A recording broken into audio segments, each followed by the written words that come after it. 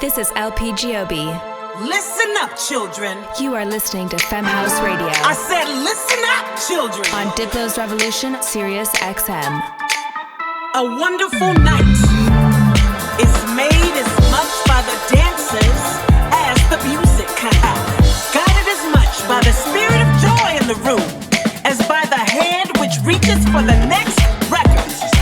Each of us has a role in tonight's experience.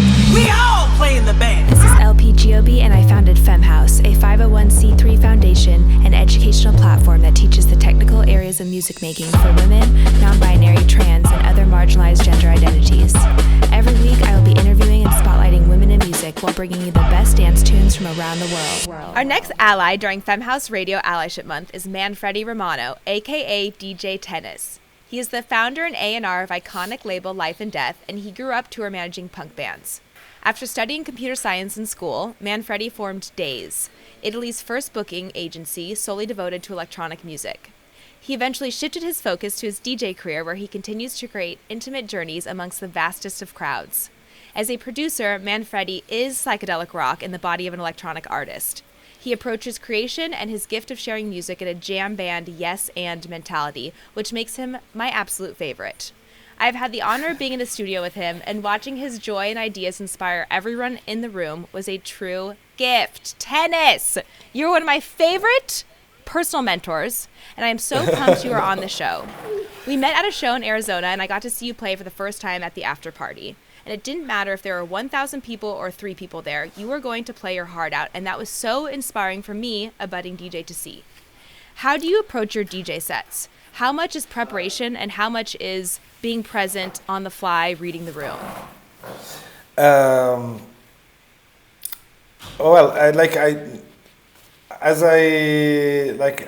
When we met. By the way, tomorrow I play in Phoenix again. Oh, nice. When we met,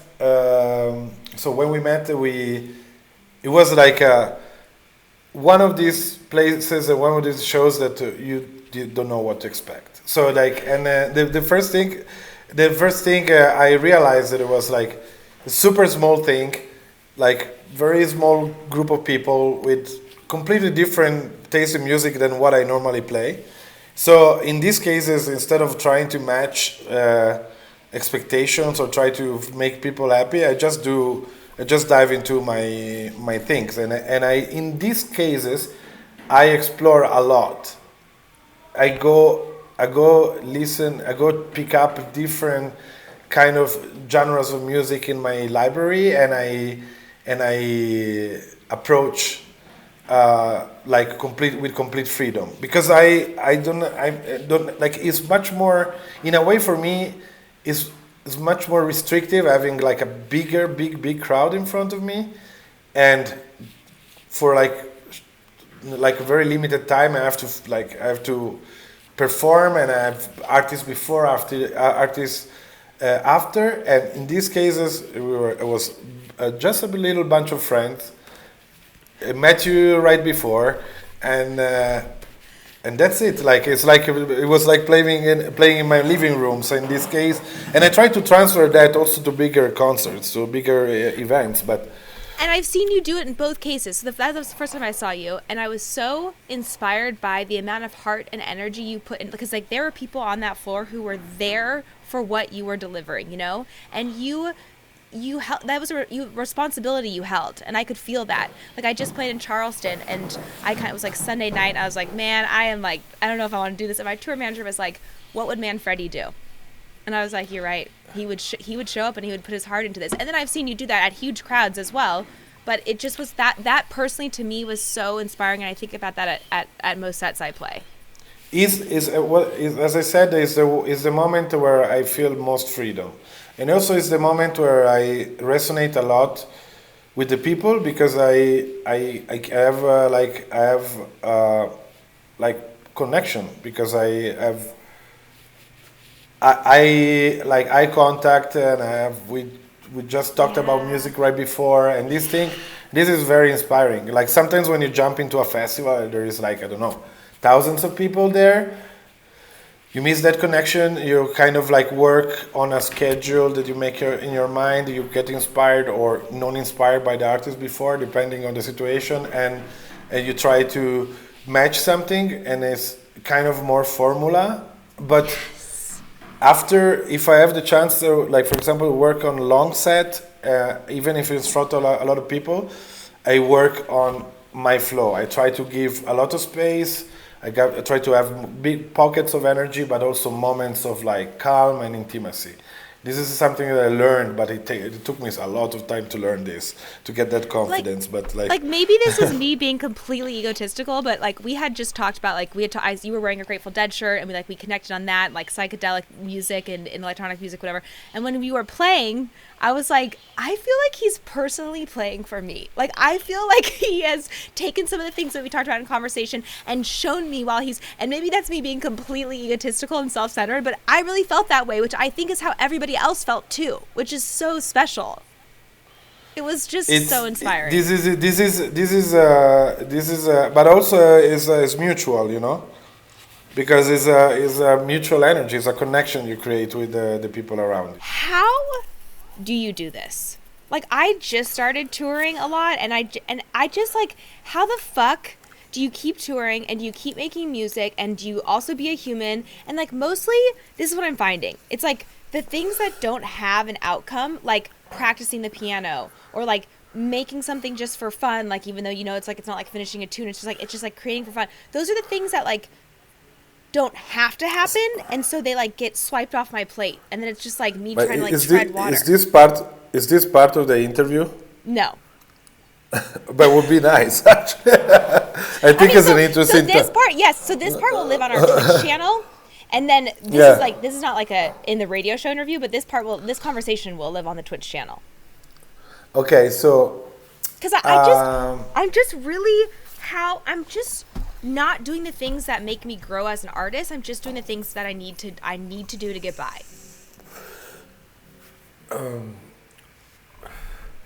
So it took me a while to understand, I have to say. The first thing is that I realized that most of the time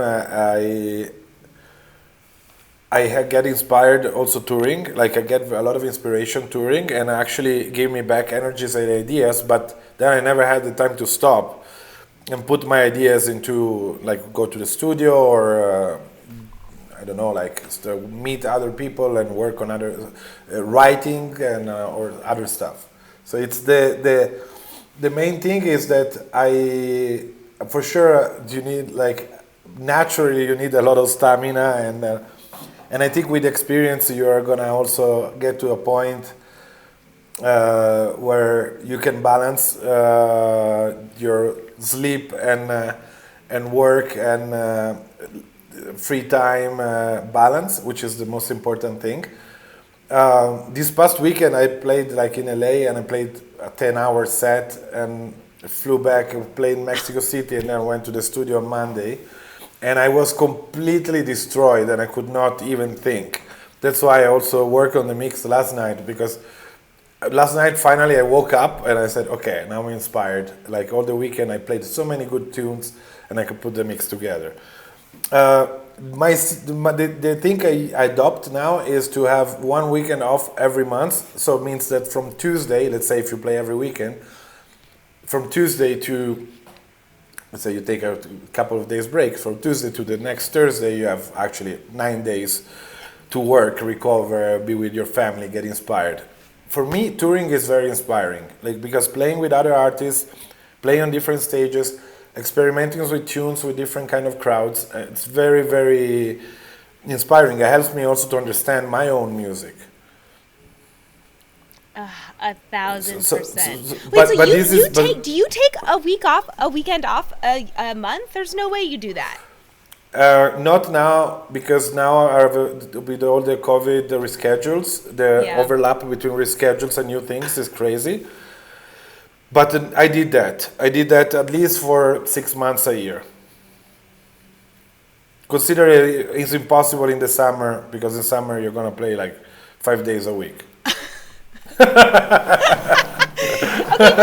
Okay, Okay, so now this sort of leads me to, okay, first of all, thank you for that, to know that maybe there is light at the end, because I just, like, I have written out a daily schedule where from like 7 a.m. to noon, it's like just free creating time, like just wake up and just do it. But I find that I'm just so tired for the first 3 days of the week that like I'm just brain dead during that time. So I'm just trying to figure out how to do the things that I know get to the more creative work. Like when I practice the piano, I naturally just like come up with things, you know, and I've just like stopped.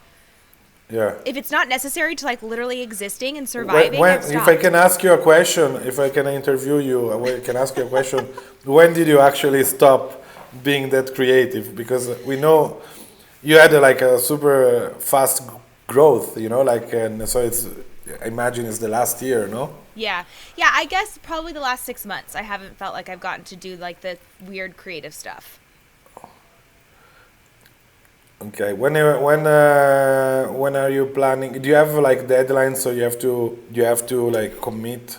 Yeah, it's like it's weird things like it's just like constant requests coming in that I just sort of have to deal with throughout the day, and then it's like then I'm getting on an. I'm also traveling. I thought it would just be weekend gigs, but like, you know, sometimes it doesn't make sense to like fly back home for 3 days. Like maybe I'll just go straight to the next. You know, it's hard to like get in a flow.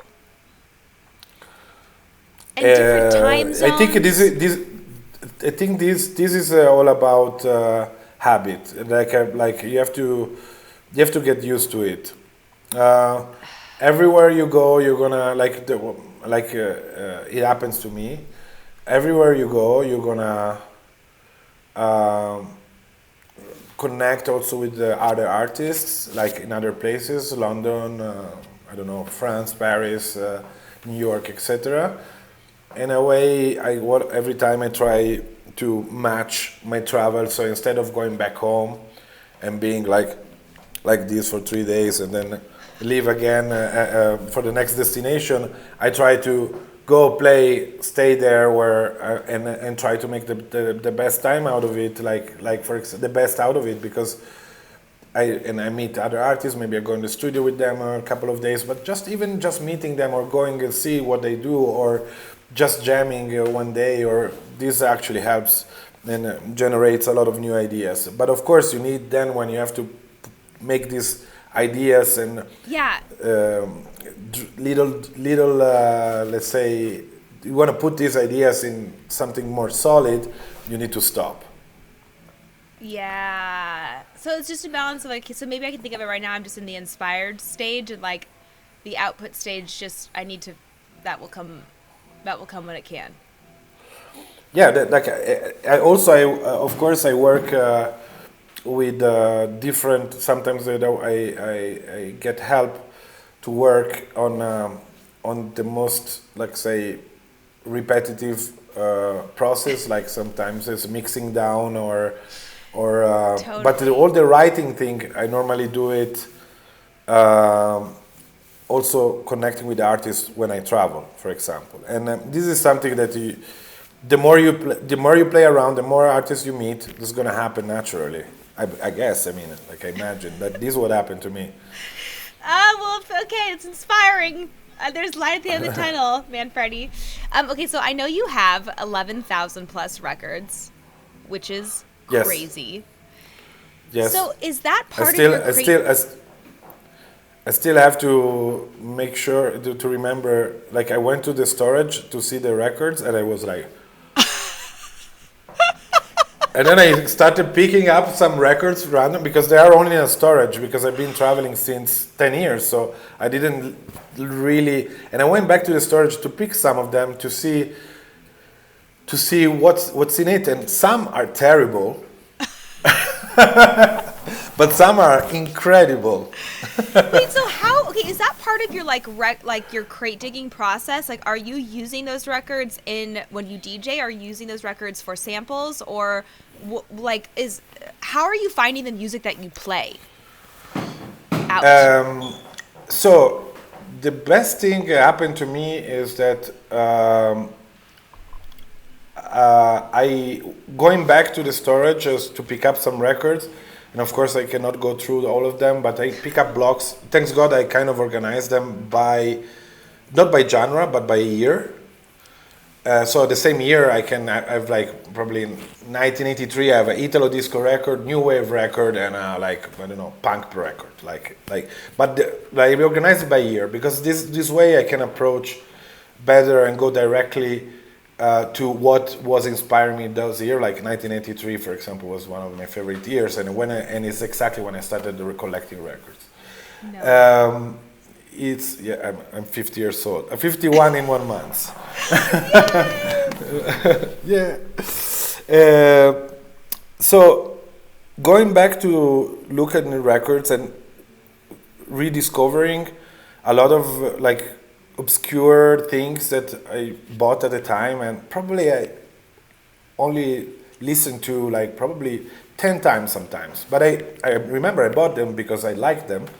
It's so inspiring. It gives me a lot of new inputs. It gives me a lot of fresh ideas. I sample them. I use them. I rip them and I sample them. I use them I put them in my sampler. That I have an old school MPC Akai and a SP1200. I put them and I play with it. And I put it in Ableton and I work on it. And it's very, very inspiring. Like, so it's very important for me. Like going back and dig into my record collection. And so are you playing the music that's on your USB stick when you tour? Mm-hmm. Where are you finding that music? Is that from like other artists you hear play? Is it from promos you're sent? Like probably, I'm guessing no promos you sent do you ever play out? Like where are you? I have to say I don't listen to promos. You just don't listen to them? Wow, good for you. Maybe I don't listen to promos because there's way too many. I have to say, honestly, there's so many, and I like probably 10% of them. Yeah. So I have, I mean, like after a while, I connect with a lot of friends like you and other artists, that they tell me, "Oh, listen to this," or "I'm playing this." "Oh, what was the track you were playing there?" And we have a bunch of common Dropbox folder where we share music, and this is actually the best thing for me as the number one exchange and learning process for me, to discover other kinds of music. It doesn't matter if it's dance music or not dance music. It's music that I just like to exchange, and because it's inspiring also for production. So I like to receive every kind of music. The best source that I discovered during pandemic, where I go by and discover new music, is Bandcamp. Bandcamp? Yeah. Why do you think that is? Even electronic music is on Bandcamp? Yes, so much electronic music, insane electronic music. You know why? Because Bandcamp, it's a kind of DIY approach platform. So you find so many a lot of things that you cannot find anywhere else. You cannot find on Beatport, and you cannot find on other platforms, and you cannot find also on streaming platforms. The thing that I like when I know exactly what track I want and it's a dance track, I normally go on certain platforms and like digital markets, and I buy. But Bandcamp is the one. I don't know if we can promote Bandcamp. I mean, yeah, why not? Is this no? Okay. I mean, I suggest Bandcamp because their algorithm and also their way of guiding you through the tracks, and also there's people that you follow that listen to other music. For example, you can follow other people. This is something that doesn't happen on other platforms. But for example, I can follow you and I can see what you buy. No. Okay, so I'm immediately going to your Bandcamp and seeing what you buy and discovering artists that way. Yeah. Oh, that's so interesting. So if you have any people that you are particularly inspired by, or people you're connected to, or just a random user that you actually say, oh, this random user bought really nice records. Let's see what else they have. This kind of algorithm, this is how the algorithm in Bandcamp works, which is not the algorithm that, for example, other streaming services have. that just follow your taste and your what you bought, and then they assume that you would like that. Like it goes more personal. It goes more peer to peer. This way is exactly the same kind of exchange that I have with my friends. So it works better. So that's so cool. How much time do you spend doing that process? How much time do you spend, going to find an artist that you like on Bandcamp and like going down the wormhole, the black hole of music? Like, do you do that before every set you play? No, I do when I normally clean my house, and I put or I don't know, I am probably in the bathtub or in bed in the background reading a book, etc. And I put that, and it does all alone because it follows the algorithm that is the people that I follow. And in the background, as soon as I catch something that I like, I just pick. I just pick it and I just put it. And I do this randomly almost every day for an hour and a half. Almost every day? Yes, for an hour and a half. That is. It's just listening to radio, It's like you're doing radio, no? So this is inspiring other people. What I try to do too is I try to in the morning I try to do like a like a yoga routine or like something to like move my body, and I try to find a DJ set and listen to it and watch it, and so like I'll go to like YouTube and like one of your sets, and like that will lead me to like other obscure artists I maybe have never even heard of. And then I try to and then like I'll Shazam stuff, and if I find something I like, and then I go to that artist on SoundCloud and see if there's like any other. I've been using SoundCloud, I guess. But that's okay. If it's for dance music specifically, I go on SoundCloud. Sometimes I listen to mixes of people I like, and then I go to the comments and I check the track IDs. Holy shit! This is amazing.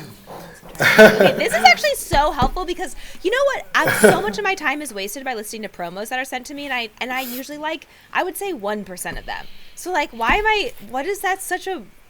Just stop. If if it's a friend of mine, they'll send it to me. Yeah, this is so interesting. Because promos normally are coming like first. A lot of good labels don't send promos anymore. I don't want to say necessarily I'm a good label, but I don't send promos anymore. You are a great label. Wow, really? So it's because I find that only the statistics is only probably 5% of the people I send the promos listen to it. Second, most of the time sending a promo doesn't engage. There's not the right momentum and the right moment.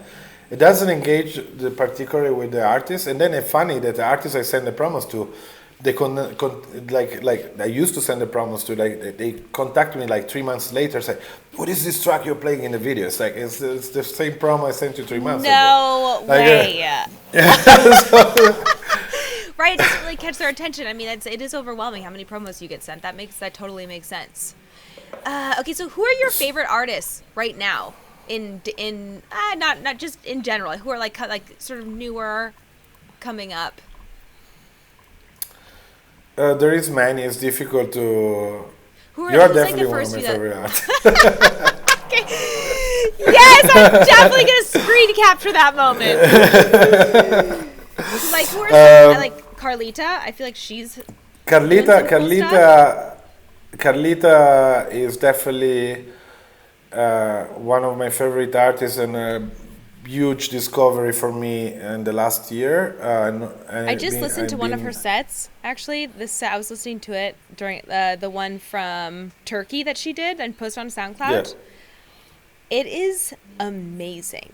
Like how she goes into like this like 80s pop song and then like back into like this like tribal, just like all drum beat, and then like back into the 80s pop song. I was like, this is so cool. Carlita is an amazing artist. She's very young and she's extremely talented on every level, creative level, and she's definitely. I work with her now, so also because I really like her, and she's an amazing artist. Like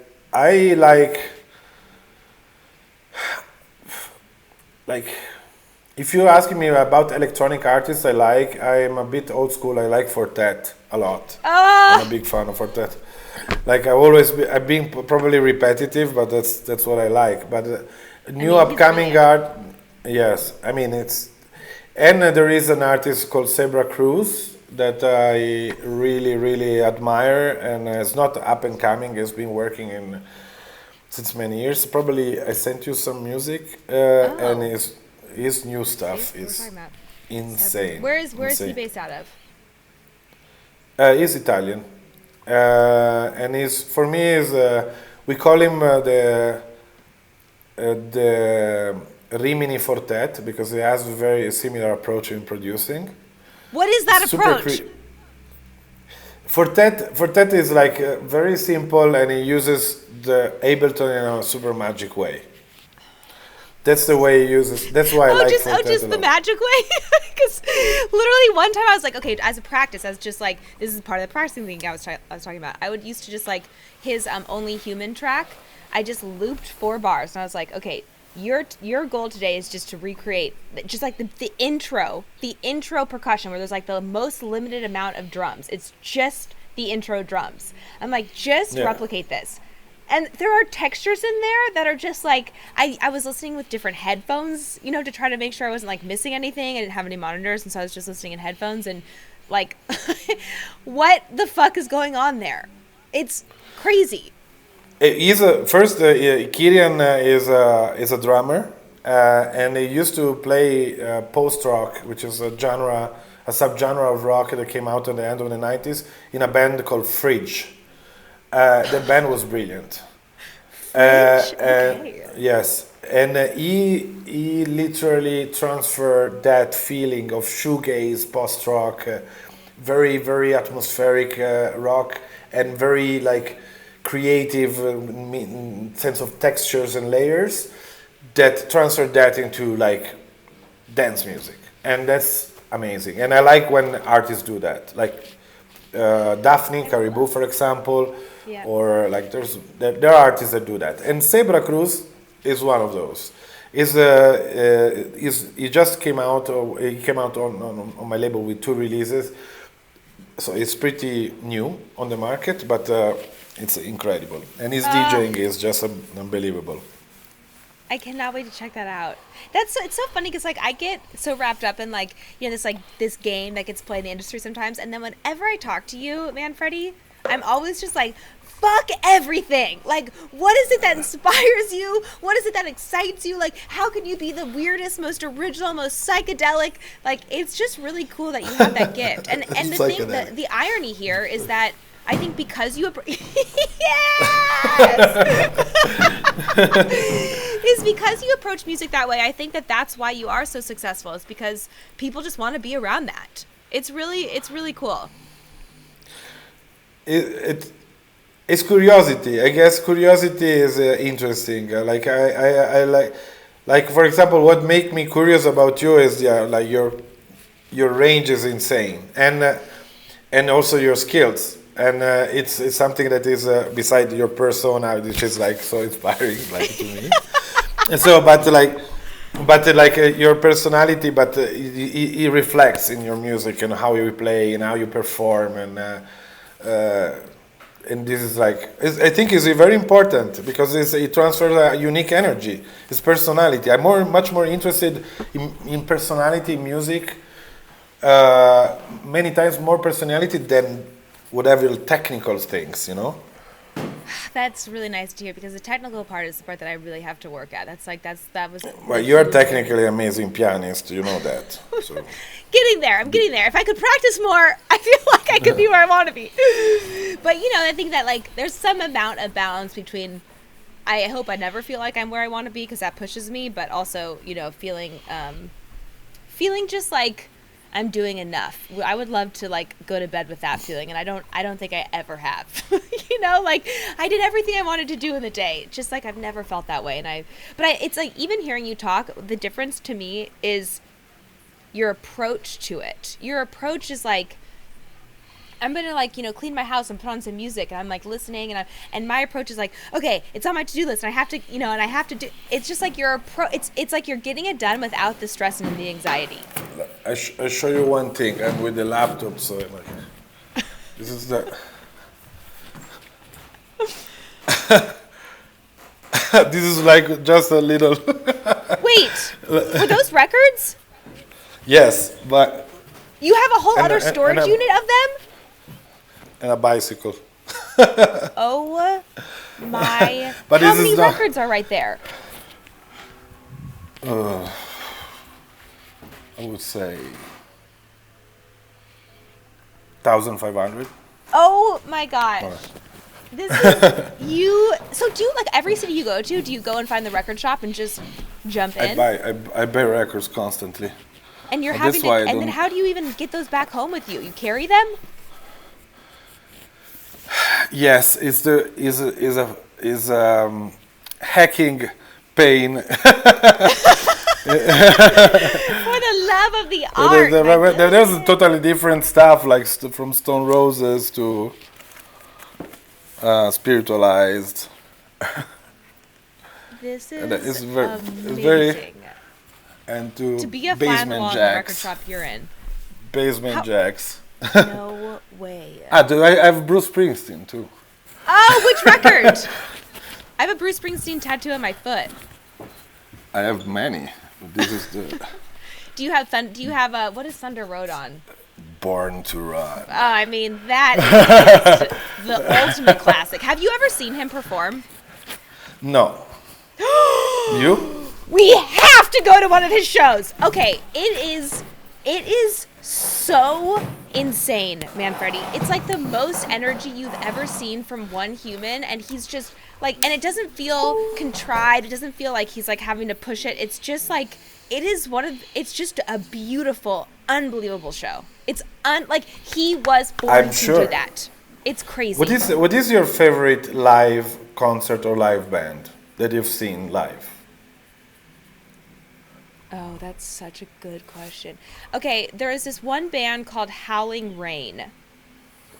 And I actually think they kind of got fucked by a record label. Like, their record label shelved them, like they couldn't release music, and so nothing happened with them. But their live show, I saw them in San Francisco at like a 500 cap venue.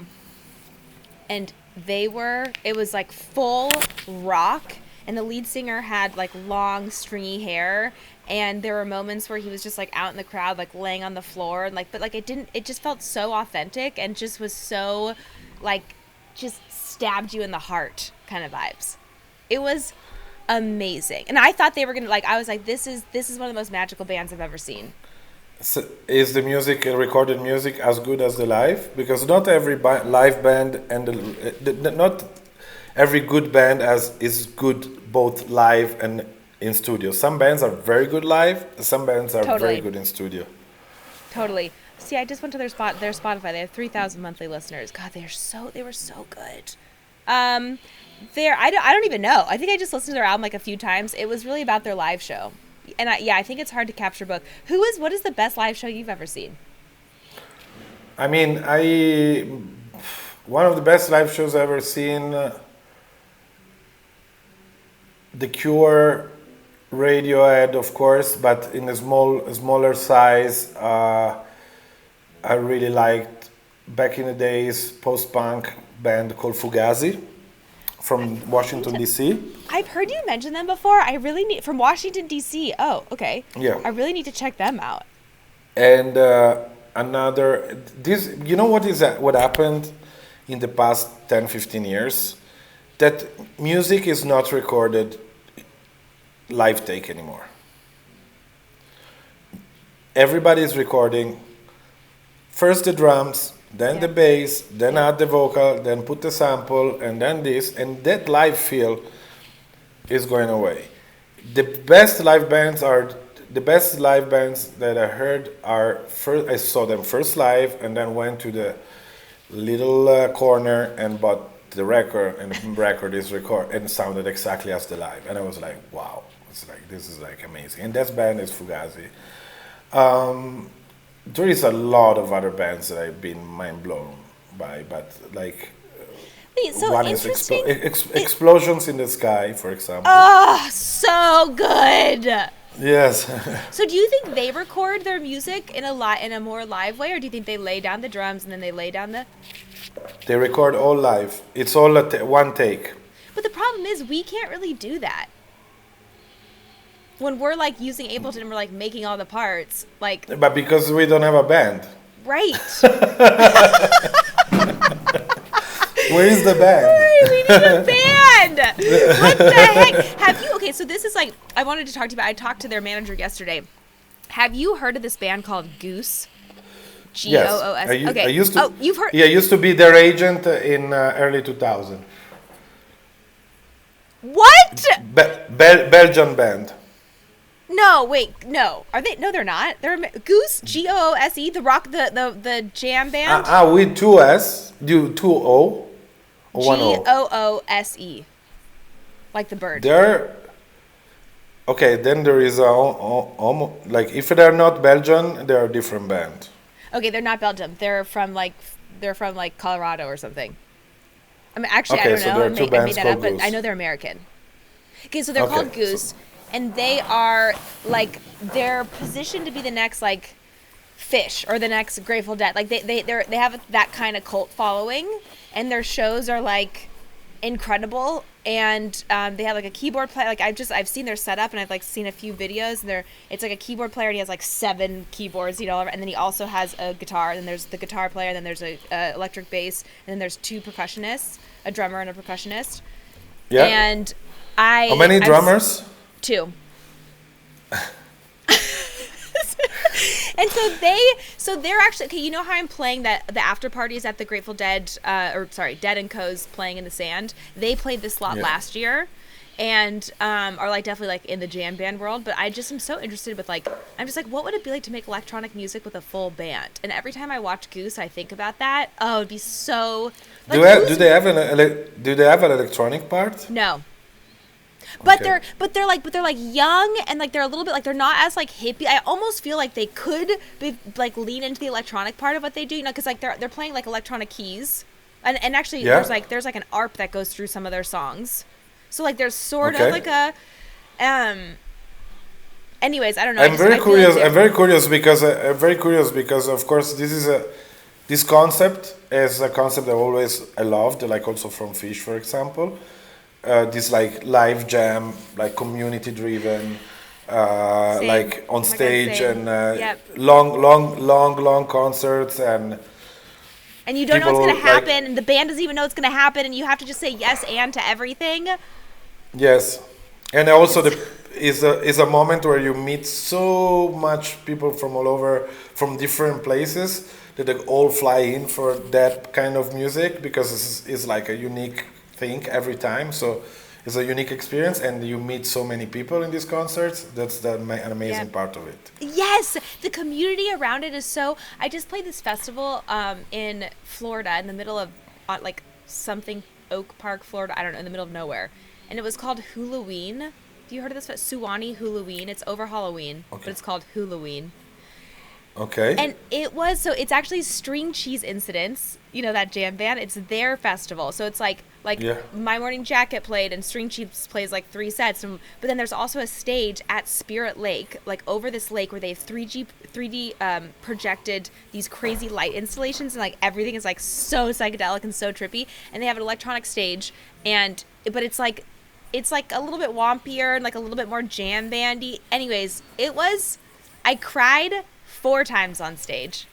The crowd and the people who I always find that the festivals I love are the festivals where it's not just an electronic festival, there's also bands playing, and the crowd that comes to those, the crowd that will come to the electronic stage at a jam band festival is like such a specific crowd, and they're just my people. Like, I just connect with them on a totally different level, and I feel free to play whatever I want to play, and to like maybe like loop something for 7 minutes, and just like, because they're okay with that. They're used to that, they're used to nothing happening for 7 minutes. Like, you don't have to like keep doing builds and drops, and it's just so awesome. This is the way you said that this like way of playing is what I really try to learn. Not be in a rush, not trying to like always keep energy high, but also sometimes like switch off the energy, because it's Yes. like this is so important, because it's actually you need like it's like tension release is moments of like you can also like a break now, A break. like 5 We minutes. totally need the break. But so you have to have, like, you truly have to have, I think, courage as an electronic artist to I think it's so courageous to let the energy like take a break. Like, it's scary to like Yeah. feel like the dance floor is like But oh, you like need you're long sets losing to them. do that. Yes, you do. You link long, You really link do. long I sets. You know. can do perform for 1 hour and then like, okay, we have 10 minutes break now. Yes. Go smoke a cigarette. Like, Totally. Well, I'm just like, one day I'm gonna manifest this right now, right here, man, Freddie. One day we are gonna form a live electronic band, and it is gonna be so weird, and we're gonna play 7-hour sets and like of breaks. and I'm just breaking. I'm just Just a 7-hour break. I am obsessed with this. Okay. Well, I want to talk about Rockastella, your festival in Miami. It is over 50% women. And at a time when most of these lineups, especially in dance music, are not even close to that, it is very impressive and inspiring to me. How have you approached booking this festival? Like, you know, Was that it's, a I conscious always been decision, like or was that I just the come artist that you from happen to being like? a booking agent, a tour manager, and an event organizer, and I started working in events and organizing events probably the past 25 years. So like the thing is that I never really thought about this until last year. I always or naturally booked artists, no matter if we're men or women or like whatever genre, like just because I like them. And I found out, and I went back last year. You know, there was more talking about like inclusivity, and also came out like there is a lot of things that like came to like a lot of people talking about the electronic music system, man-driven, etc., etc. You know? It's true, it's man-driven, always been man-driven, but I always found a lot through the years, a lot of inspiring female artists, and I booked them since like back in the days. Andrea Parker from Warp Records. I booked Björk in the very first years. I booked yes, the first albums. I worked with Miss Kitty and Ellen Ellie, and then back in the days talking about dance music. I worked with Slater Kinney, which is a post-punk band from Portland. Like so, like Bikini Kill, like Riot Girls. So this was like it's totally natural. And I've seen the lineups that I've been doing, the festivals that I've been working on, and it was very good balance. Probably not over 50% because I didn't really thought about percentages, and then even this year I didn't think about percentages, but it comes naturally, and I think that's the right approach. That's why also it's not written anywhere in the festival like Castella that this is the approach, you know. Totally. Yep. You know, and that is like, I think that's the ultimate goal. I think, you know, right now that we're not there sort of calling attention to it is maybe where we're at. But ultimately, if we could just get there where you're just booking the artists that you love, and, you know, it's sort of all eventually in the wash, there's enough faces and skin colors represented, and it just is normalized. Like the power of normalizing that is so awesome and beautiful. It makes no sense to use it as a marketing that, you know, becomes first. the norm. You know, it's like it has to be natural. Like through the years, how many I don't know, from Nina Simone. I worked with Nina Simone too. I booked her in Rome. I feel like yes. Through the years, there is like my record collection is full of every kind of artist, skin color, background, genre, gender, no matter what.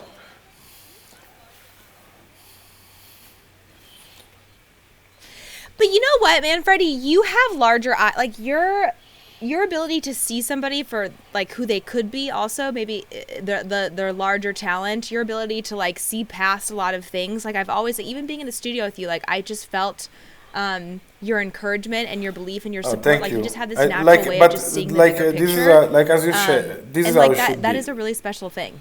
This is how it should be. It should be like a completely natural, normal approach. Yeah.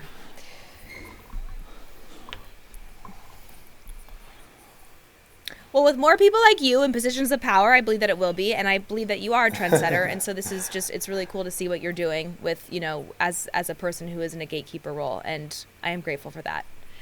And my last question for you is, you're a natural-born mentor. You take time to talk through music and the industry side of being an artist, and you give guidance so easily and thoughtfully, and I have been the recipient of that. Thank you. Like, I actually have you had any mentors that have helped you in your journey?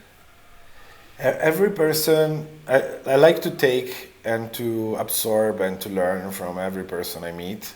And as I said, as I always say, I'm attracted by personality and by curiosity, by curious people. Curious people inspire me, in general. One of my, let's say, the person I spent the most time with is Luke Jenner, singer of The Rapture. We also worked on an album together, and his history with The Rapture, his history, personal history with his family, with the abusive family, etc. So he's like creative growth, because he had a lot of limitations, and he exploded. He grew up in San Diego, moved to New York, from The Rapture, etc. Is very inspiring to me. As I said, there is, if I connect with musicians and with artists, I'm always inspired. That I like, of course, that I follow, I'm always inspired. You're inspiring me too a lot. So it's like that's why we're here, no?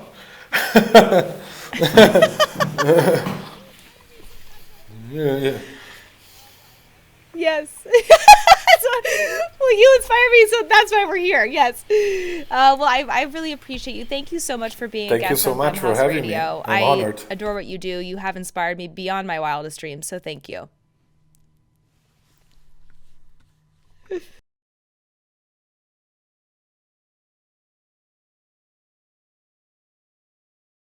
This is LP Giobbi. Listen up, children. You are listening to Femme House Radio. I said listen up, children. On Diplo's Revolution, Sirius XM. A wonderful night is made as much by the dancers as the music. Guided as much by the spirit of joy in the room as by the hand which reaches for the next record. Each of us has a role in tonight's experience. We all play in the band. I said, we all play in the band.